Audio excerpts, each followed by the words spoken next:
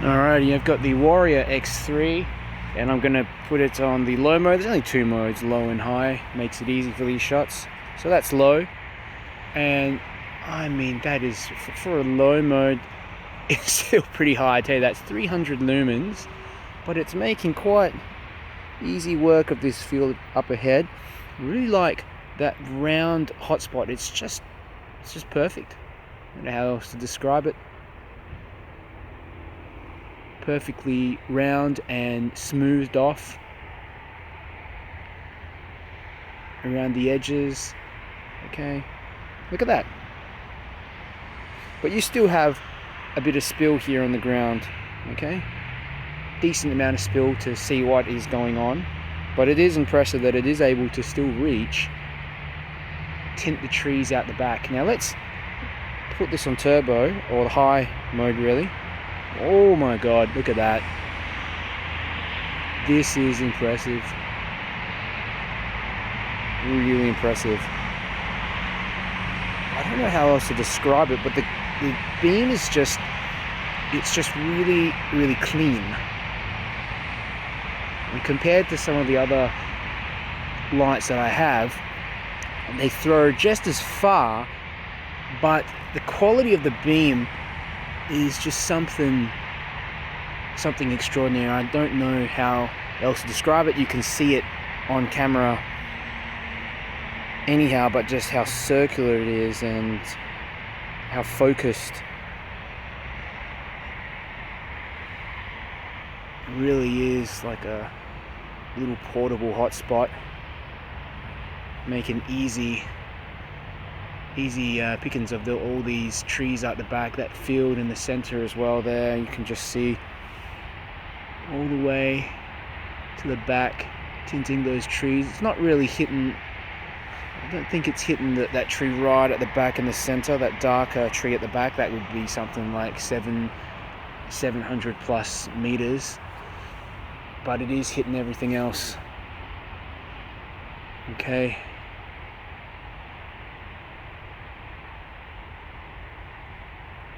Up close, it's just so bright.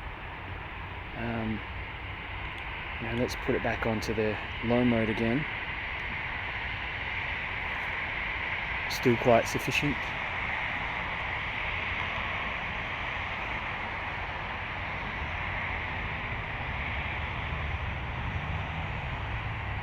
I like that the hotspot is quite large as well, and even the spill around the hotspot is a teeny bit brighter, just where the center spot separates out. You can see it's just a little brighter. I believe it's starting to step down a little at this stage. Output is reducing a bit, and when the output starts reducing, you essentially just have to wait, turn it off and wait until it cools down. I don't know if you can swap into the lower mode like that. Oh, it actually did activate it again. Turbo, or the highest mode.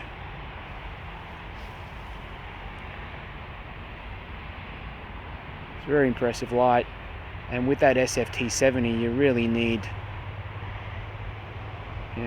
need a chunky sort of head in order to maintain the output. Go for a walk.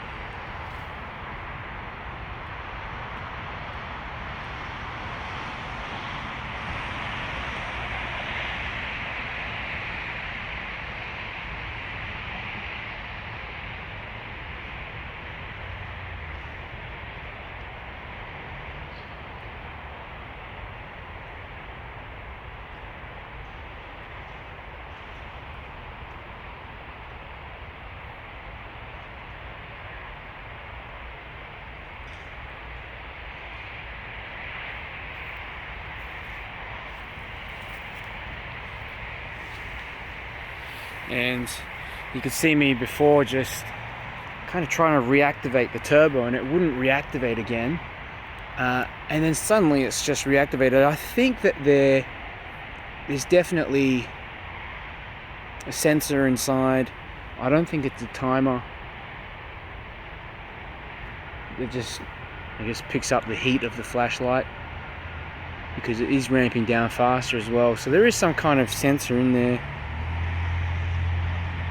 and that's a good thing. I mean, with a light with such a powerful LED, you don't want it to, definitely don't want it to burn itself out. And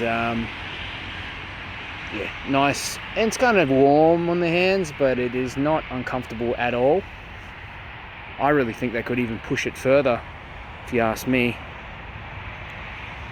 There we go, it's reactivated again.